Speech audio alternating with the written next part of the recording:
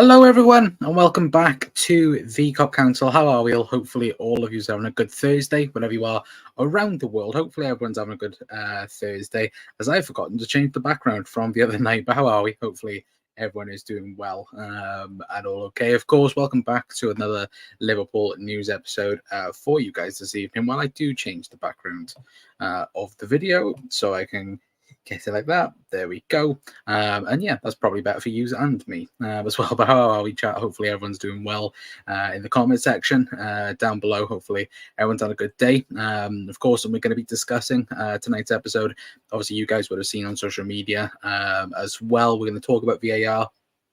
Of course, the vote was today. Of course, for again, VAR, obviously the club's voting for or against VAR. Of course, we're going to discuss Curtis Jones and Jarell Quansah not making the Euro squad as well for England. We're going to get onto that a bit later on. And of course, we're going to discuss Liverpool potentially have put a bid in for Ederson from Atalanta. Let me know your guys' thoughts in the comments. Again, we'll discuss everything on him a bit later on as well, because of course it's going to be, again, obviously a busy summer transfer window, hopefully, for the Reds. And obviously Arnie Slot might have found his first player coming in as well. But again, let me know all of you are in the chat, as my hair's doing absolute madness right now. But again, let me know all of you are in the comments down below as well. Big up to Doug in the comments as well, saying, hello, Con. Notice that Germany v Scotland is on your birthday. Yes, it is. Again, I love it. Again, we got football for a month, and then again we should be right back into the swing of things, shouldn't we? By the time the Euros ends as well. So again, that'll be great for that anyway. But let's just dive straight in then, chat. Talk about VAR. Of course, did get voted today alongside the rest of the Premier League clubs. And of course, as you can see there from Lewis Steele, Premier League clubs have voted in favour of keeping VAR with 6 key areas to improve. Of course, does go on to say about the 6 improvements that they have all agreed with. Of course, the vote was 19-1. Of course, that one being Wolves, who set the motion. But again, 1, maintain high threshold for VAR interventions. 2, reduce delays. 3, improve fan interaction by in-stadium announcements from refs and big screen replays. 4, more VAR training from PGMOL. 5, increase transparency. And then 6, deliver a fan communication campaign as well for VAR. And again, look, I think a lot of people would have, again, voted maybe to get rid of VAR because of how bad it's been as of late. I think we've said this for months of we chat that again, it's not the technology. Let's just put that out there. It's the people that are using it. What step was it then, or what they agreed to? What was it?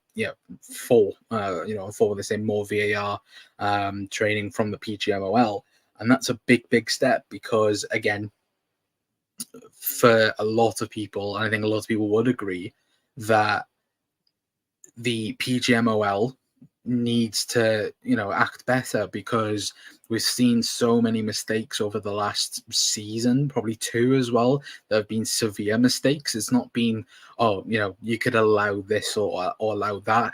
It's been drastic problems with VAR, and look, it's not the technology, it's the people that use it. How many times have we seen in other leagues where VAR has actually been really good, and then compare it to the Premier League, it's the worst. It's up there with, again, like I've said, football wise, I think we've got the best league in the world. Referee wise, we have the worst, and again, you'll have of course, you'll have officials in the Championship and League One who probably could do a better job than the likes that are in the Premier League, and that's something that's not right. In that sense, I do think we do have what's the right word?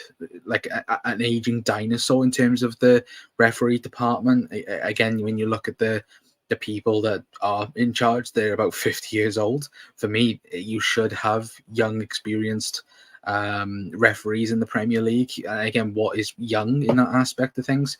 Again, I'm not saying that a 30 or 40-year-old is old in that sense to be a referee. But when you've got people like 50, 60 running around the football field, like, no, time to get rid in that sense, because again, it's incompetence, a lot of it as well. Like, look how many times Liverpool got robbed from VAR last year, and of course we wasn't the worst ones out of it. Imagine being Wolves, that who did set the again the motion to get rid of VAR. They got done hard by the most out of all the Premier League clubs, and look, we are fuming from VAR at times, but imagine being them in that aspect as well. But again, for me, you have to get rid of the people in charge of the VAR, or do something a lot better around those individuals than the actual technology. And I think, again, keeping VAR, I think is right. I think it's better for football. If you can get it right, then I think you're on to, again, superstardom in that sense as well. But let me know your guys' thoughts in the comments anyway. But Tuxing, I won't mention Wales. Let's say that anyway. Hey, look, we're not in there. We're not in the Euros this year, but look, I can still enjoy it. I can watch England lose anyway. But problem with VAR is the people who run it. Yeah, 100%. I would 1,000% agree with you, Doug, on that. What do you make of the automatic offsides? I like them.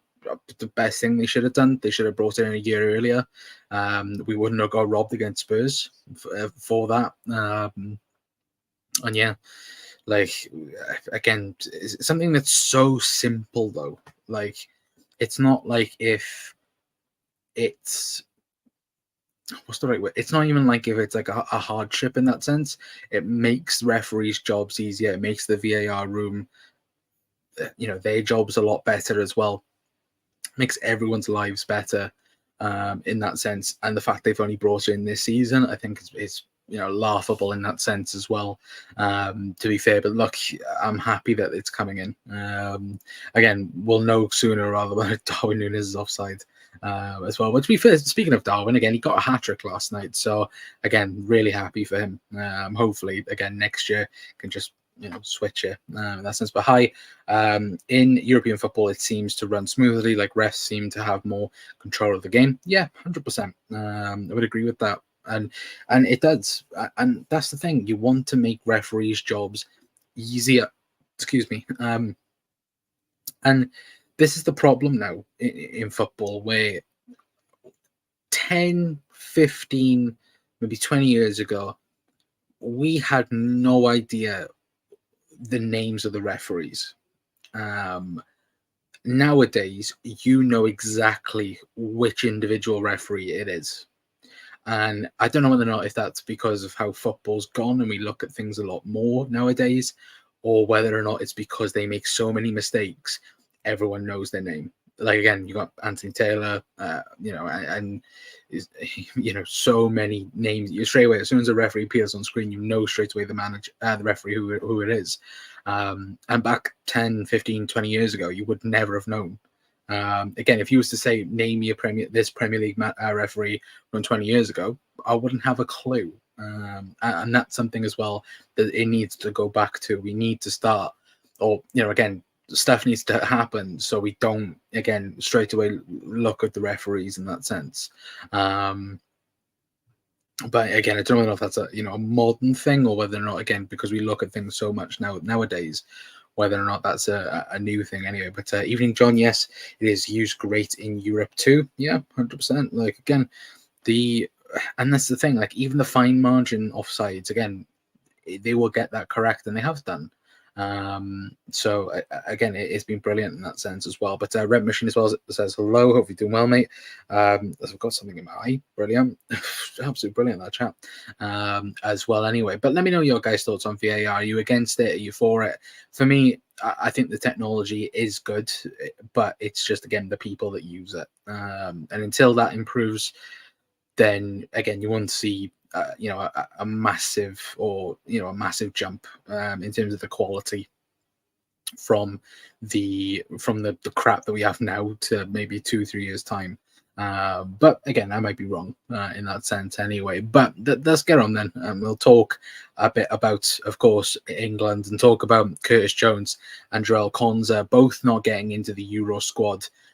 With England, of course, obviously the announcements was today.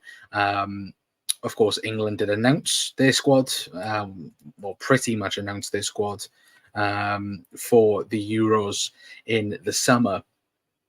And of course, we'll quickly, again, bring it up if I've got it on screen. There we go. So again, this is the European squad that is going to go to the Euros for England, as you can see on screen right now. There we go. So as you can see, they hopefully, of course, Dean Henderson's gone, Jordan Pickford and Ramsdale. That's the goalkeepers. Defenders, Lewis Dunk, Joe Gomez, Mark-Guy Quansah, Luke Shaw, John Stones, Kieran Trippier, and Kyle Walker. Midfielders, Trent Alexander-Arnold, Conor Gallagher, Kobe Mainoo, Declan Rice, and Adam Wharton. And then, of course, forwards, Declan Rice, Jarrod Bowen, Eze, Foden, Anthony Gordon, Harry Kane, Cole Palmer, Bukayo Saka, Ivan Toney, and Ollie Watkins. Of course, big names missing after that from the squad. Of course, those being Jack Grealish, Harry Maguire, James Maddison also gone. Obviously, the likes of Curtis Jones, Jarell Quansah as well. Braithwaite is also gone as well. Again, let me know your guys' thoughts on that as well. Pretty shocked that Grealish didn't go. Personally, I know he's been injured quite a lot this season, but again, I did think that, again, we would have seen Grealish go to the Euros in particular. But good news for Liverpool in that sense as well, including with Jarell Quansah. Of course, they're saying Southgate confirms, though, that Liverpool's Jarell Quansah, who didn't make the final 26, is on standby and has stayed with the England squad ahead of tomorrow's game v Iceland. Now, this would suggest to me, if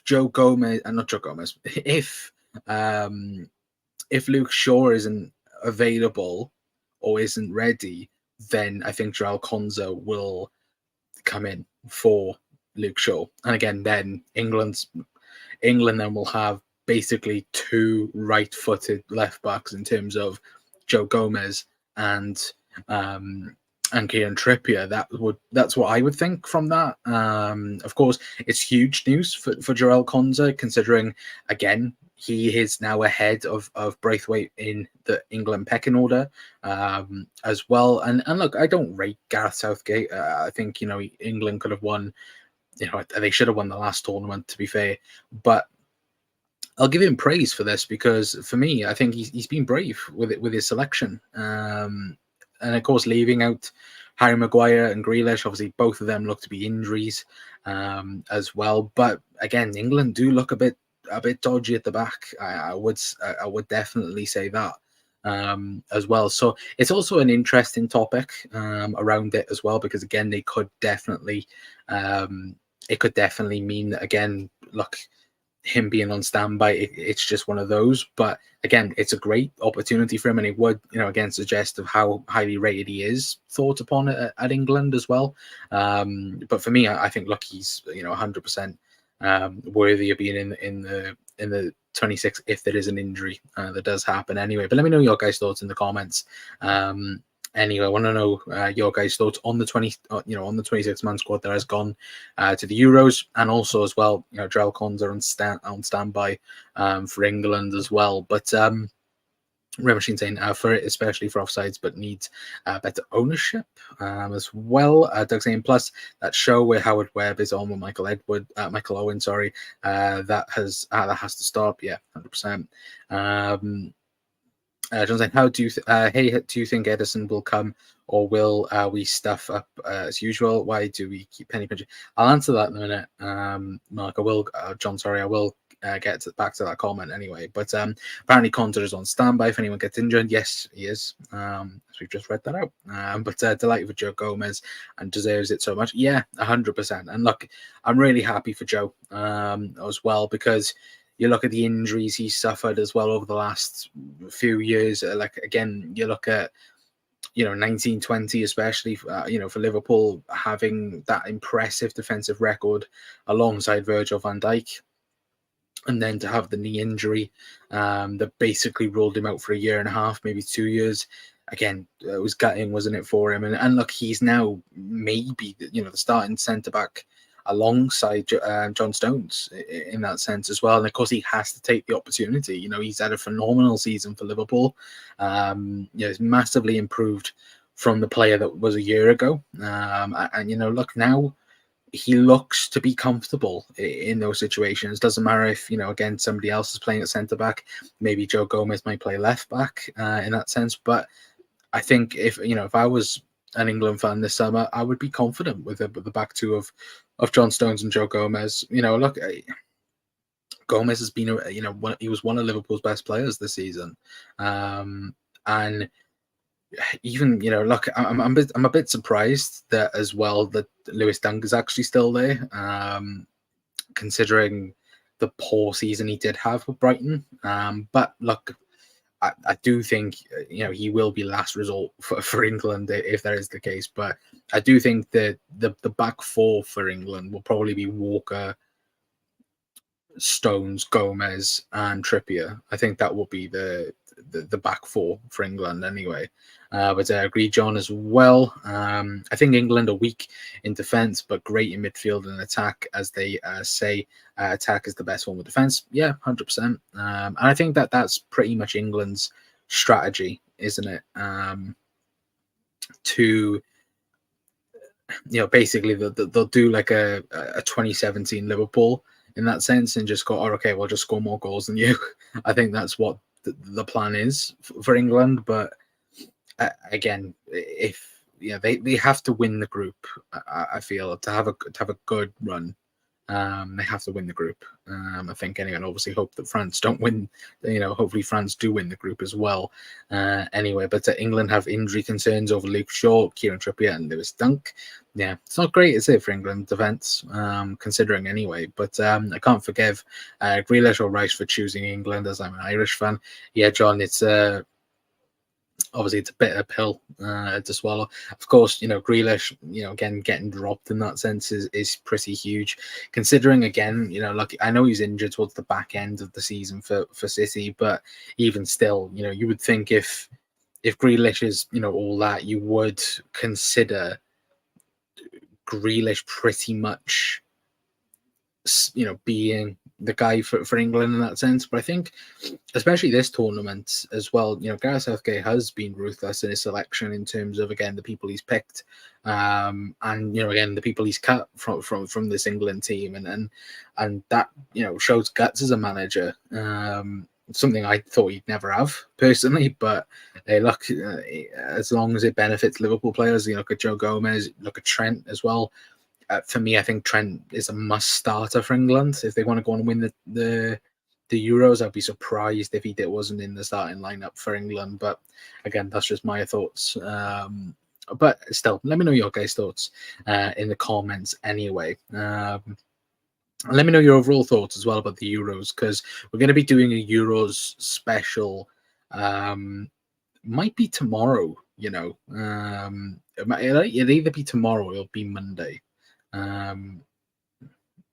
Or even Saturday, who knows? But yeah, I think it will be tomorrow. But yeah, that's going to be, so if anyone wants to pop on that, you're more than welcome to speak about the Euros. Of course, is it Scotland's first, Doug? If Doug's still, yeah, is it Scotland's first tournament since '98 for Scotland? I might be wrong with that, but even still, like, I'm looking forward to the Euros. I'm not usually. You guys know I don't like international football, but when it does come to tournaments, again, the more football, the better in that sense as well. But Euros final will be England or Germany or France. Could well be as well. I think if England win the group and France comes second in their group, then they'll both play each other in the last 32, is it, or last 36? But last 36. What am I about? Last 32. Sorry. But yeah, no, I do think it will be that anyway. But Scotland got in the last Euros World Cup. '98 was the last World Cup where we made. Yeah. when Ronaldo absolutely battered Scotland as well. But Scotland were in 2021. Was they? I don't think they was Brent Machine. I don't think Scotland were in the Euros. To be fair, but Luke Shaw really is a waste. Wasting his career at Man United if he can't stay fit, or the way he is managed at United. Again, I've never rated Luke Shaw ever ever since United bought him from Southampton, and even at Southampton, when there was talks of all the top English teams wanting him, I never got it. Personally, I don't see where United fans go, oh, he's one of the best left backs in Europe. I'm like, wait, like, he's average at defending, average at attacking. Basically you can play, a left foot, and that's it. But yeah, like I just genuinely don't. I just don't see Luke Shaw being top of, being in the mix as one of the top left backs in Europe. I just don't think it. And I don't get people who do. We had a group of England, Croatia, and Czech Republic on how we were. They got one. Oh yeah, you were there. Yeah, sorry, was they? Again, I could not remember it. Scotland at the last Euros, but they were England's group. Oh, there we go. Apologies, I do apologize. But yeah, look, again, I didn't even realize that that they had managed to get there anyway. But sorry, chat, my laptop is frozen, so apologies if there is stuff coming up on the screen. Yeah, look, again, I don't know who, to be fair, is going to be an underdog. There's always an underdog that goes under the radar, at the Euros. But again, we'll talk about that tomorrow anyway. But we're going to just move on then, chat, and we're going to talk then. Of course, obviously, a lot have come out in the last hour about Ederson from. Of course, Atalanta. If you guys can see this on screen right now, hopefully, as it's going to be shared. I do apologize for pop-ups as well. Just putting that in advance already. But as you can see on screen right now, of course, Liverpool close to agreeing a deal to sign Atalanta's Ederson, according to, of course, obviously it's echoed by French. I think French Sport, but again, according to Sport Zone, Liverpool are close to completing a deal to sign Atalanta defensive midfielder Ederson this summer. The Brazilian is leaning towards accepting the approach made by the Merseyside club. Ederson played a crucial role in the sides managed by, of course, again, Gasparini. Again, I don't want to butcher his first name, who won the UEFA Europa League this season. The 24-year-old also played a starring role in a 3-1 victory against Liverpool in the quarterfinals of the competition. After extensive scouting during his impressive season, the Premier League club are keen to bring him to Anfield this summer. The potential fee for the Brazilian midfielder is unknown. Of course, it does also say PSG are interested. The Carabao Cup winners are not the only club interested in the former midfielder. Sports Zone reported that the Reds could face competition from PSG for Ederson's services. Now, it did also go on to say in the article piece as well that, or a bit more into it as well, saying, obviously on social media, that there was a reported £38 million bid for him as well. Now, according to Fabrizio Romano, is saying it's true that Liverpool have made contact with the agent of Ederson recently to understand the situation of the player. He did also go on to say as well, Atalanta want to keep Ederson at the club. There has been no bid from Liverpool. James Pearce did also echo this as well, saying that from what he understands, that the current rumor that Liverpool have put a bid in for Ederson isn't true at the present moment in time. Lewis Steele as well also echoed these words, saying that I believe foreign reports saying that Atalanta midfielder Ederson is close to joining Liverpool are wide of the mark. No bids made and not a player top of the shortlist at the moment. Could change, of course. Presume it's a monthly agent as well. So from my understanding of this, it would suggest that Liverpool are looking at the sixth market. I believe David Lynch did an article piece a couple of days ago, or it might even be a couple of weeks ago now, suggesting that, again, Liverpool are not, they're not completely out of the idea of signing another number 6 this summer. Because again, last summer it was quite clearly an area which Liverpool were trying to improve upon. Again, we know Liverpool didn't really do that. We kind of did and didn't with, of course, signing Wataru Endo. But again, we were, flopping and changing between Maka and of course Wataru Endo. But again, Liverpool definitely want to sign a number 6. They want to sign a replacement for Fabinho. Is that Ederson? I'm not so sure. Again, really, really good player for Atalanta. Really performed, really well against us, and obviously in the Europa League final. If it wasn't for, Lookman's brilliant display in the final, I think a lot more people would be speaking about Ederson in his performance in the Europa League final. But there's also been other people that have said that, even though you do look at the the games, especially for Liverpool, against Liverpool, and of course in the actual Europa League final, when you do actually take into consideration as well that like in other games, like certainly in Serie A and other Europa League games, he wasn't at his best in that sense as well. But I do think that, again, it's a real positive thing. And I do really think this is a positive thing that's come out. I know people, and I've seen people already on social media, come out and say that, typical Liverpool, going to deny this, that, and the other. But I think it's really, really crucial, the fact that Liverpool are looking at a 6. It's not the fact that, the journals have straight away gone, no. Like, Liverpool are definitely not looking at a 6. They're happy with the midfield options. This, for me, is encouraging from what we've seen so far tonight. Again, in terms of the player itself, Ederson, I don't think Liverpool will sign Ederson this summer. I really don't. But it's the idea that Liverpool are going to go and sign a new number 6. I think that's the positive news from it. And again, if the data team, and obviously Michael Edwards and obviously Richard Hughes, they're looking around, they're asking for certain players, information and current understanding of where they are at their teams. But again, you would think maybe if plan A and plan B doesn't work, again, there's options then of an Ederson potentially for Liverpool down the line as well. But I do think, for me, Ederson won't sign for Liverpool next season. Anyway, that'll be my personal opinion. But again, I think as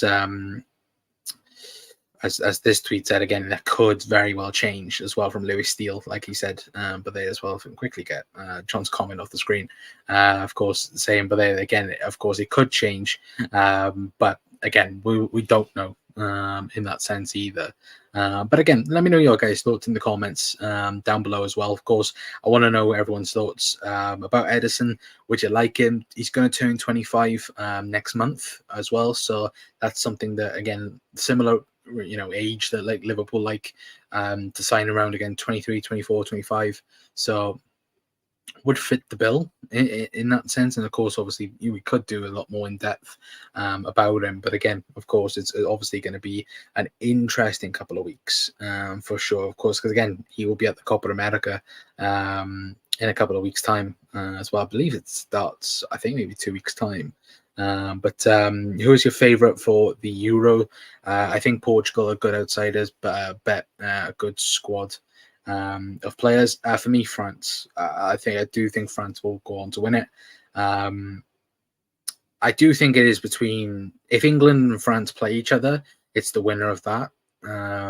But again, Portugal are a dark horse. Again, they've got Jota, they've still got Ronaldo there. The midfield looks really good. Defense as well, solid. So again, definitely a dark horse. But I would say France for me. I just think, again, Mbappe. So I went Germany as well. Germany is going to be really, really good under Nagelsmann for sure. But Ederson will sign, in my opinion, says Bread Machine. Again, I wouldn't be against it. Would he be my number one choice? Probably not. I would like Liverpool to sign Matt Weaver, but again, it just depends because like Liverpool need to sign the next best number 6 or what they feel like is going to be the next best 6. Of course, we tried it last season, with Caicedo and obviously Lavia. Didn't quite work out the way we thought or the way we hoped it was going to turn out in terms of signing a player. But still, I do think if Ederson was to sign, I wouldn't be against it. And I've said it to you guys plenty of times on the channel as well. I wouldn't argue against a Michael Edwards or a Richard Hughes. Again, the data team that brought the likes of Fabinho, brought the likes of Gini Wijnaldum, and again Mo Salah, Sadio Mane. These are the people who brought those guys in, and those were the players that won us everything. And if we can replicate that, it'll be perfect. Like again, I haven't mentioned it, and it's not in the title or anything, but there was a report that came out about Somerville and Elise. Supposedly Liverpool have ended their interest in Somerville, and then of course, it looks like we're going to go after Elise.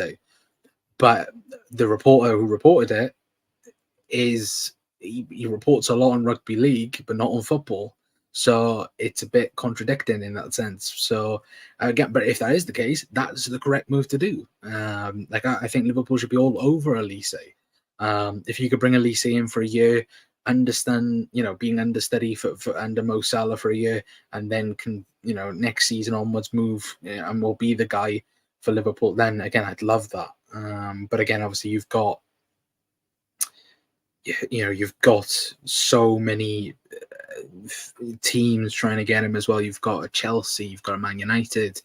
If there was an opportunity for City to sign him, they probably would as well. So again, Liverpool have to be smart in the window, and I think we do have the smartest people at the football club again. Well, hopefully, anyway, we have the smartest people at the football club. Croatia are my dark horses. Doug, so underrated as well. Ederson was fantastic in the Europa League final. He was. For me, would have got a lot more headlines if it wasn't for Lookman's hat-trick. But apparently our interest in Somerville has cooled. Looks like Elise might be the target. I hope so. I really, really do hope so it is. Like I just said, I think Liverpool should be all over it. Again, £60 million is the rumoured release clause, or again, I think it's for non-Champions League clubs.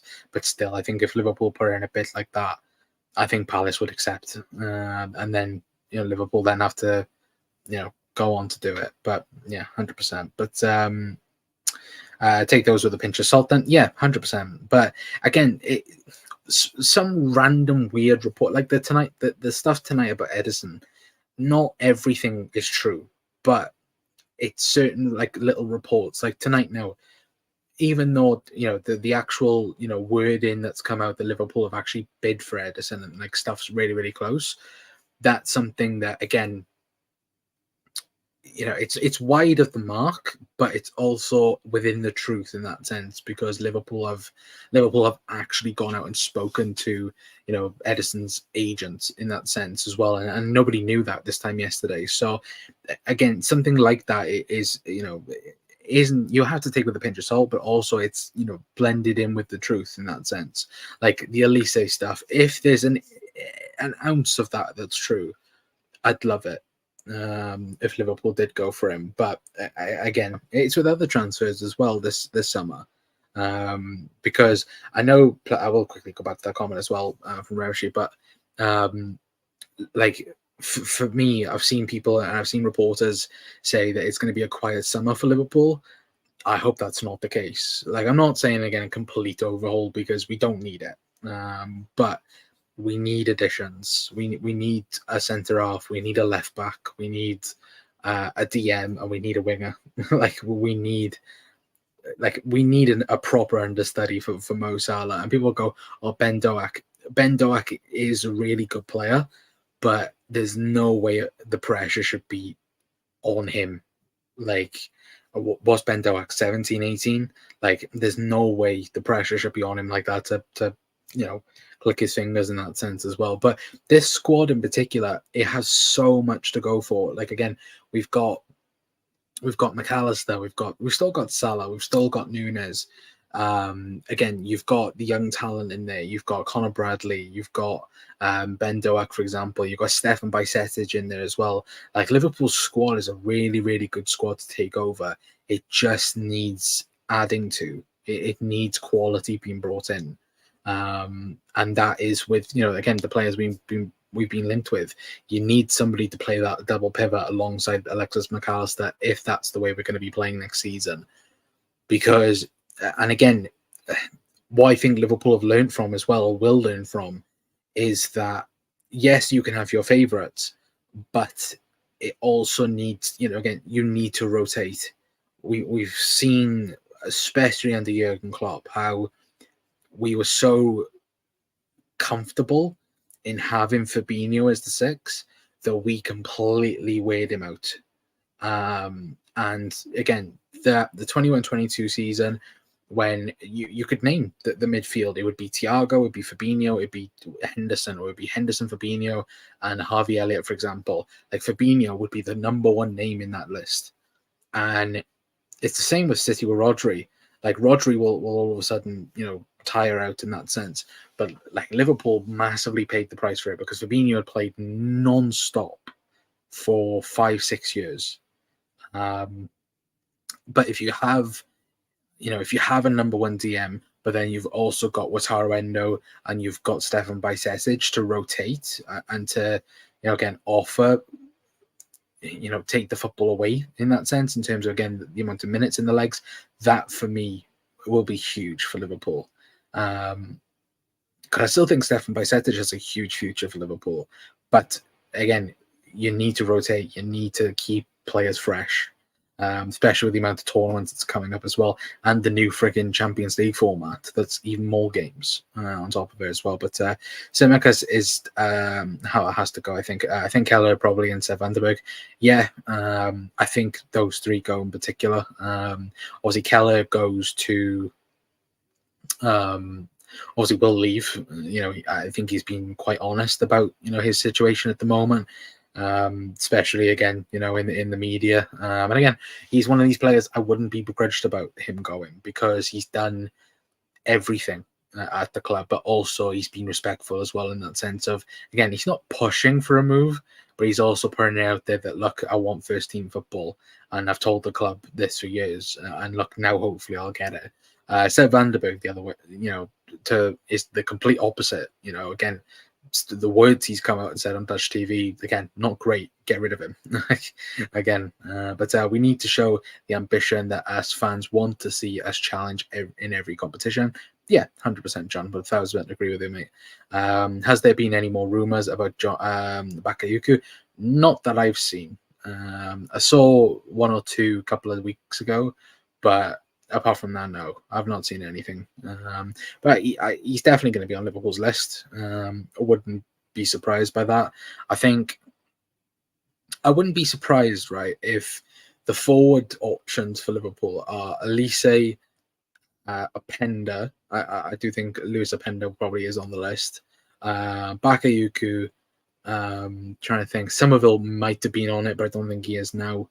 Because again, I think Liverpool wanted to get him on the cheap, but the rumoured price tag is 35 million from Leeds. Leeds are being a bit worse than about it, but they know that, like, if the rumours are true that Chelsea are also interested in him, they know Chelsea will definitely buy him for 35 million as well. Yeah, Danny Olmo's another one that's been linked as well. I did see that.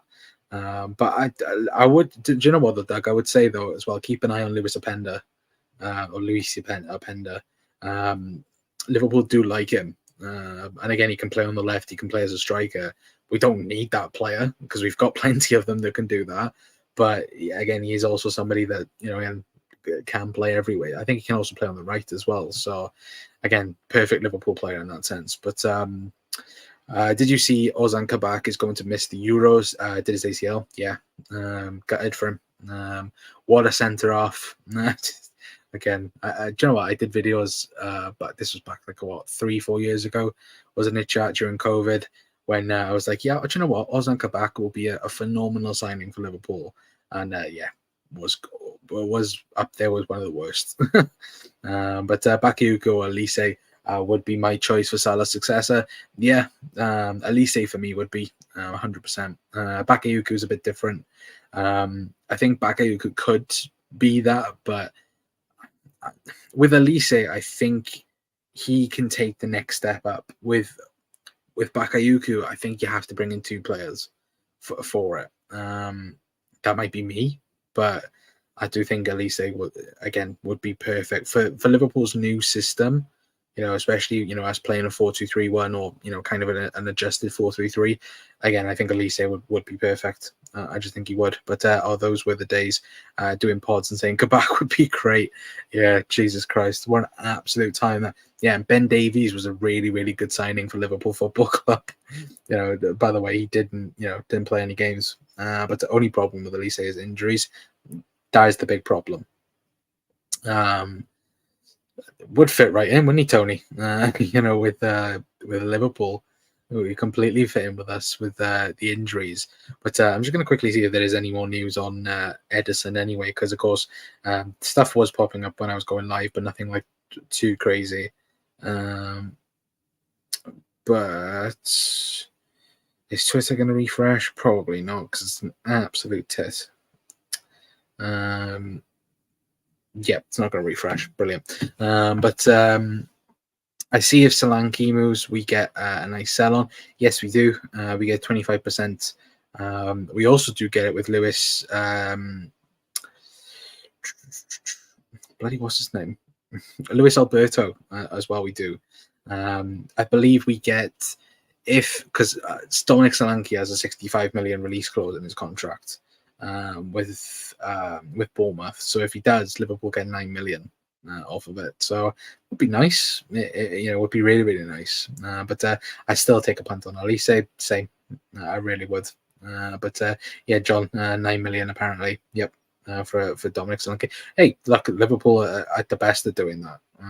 Or one of the best teams in doing that. But yeah, no, we've got one on Solanke, we've got one on Luis Alberto as well. To be fair, the one on Luis Alberto isn't as good as the Solanke one, because I think they've agreed. I think Lazio and some Qatari club have agreed a deal. I think Liverpool get like 4 million off the deal, which again is more than Again, to be fair, I think all of us would take 4 million quid when we chat. But again, just having that small amount, it's okay. It's not going to sign us anyone, is it? Also, blast from the past, Brad Smith is still playing and is at Houston Dynamo. Jesus Christ, what an unbelievable player he was. Do you remember, chat, when he got sold to Bournemouth, we were all like, it's a bit strange, isn't it? But again, one for the future. If he does really well, we'll sign him back, this, that, and the other. I don't even think he played a game for Bournemouth.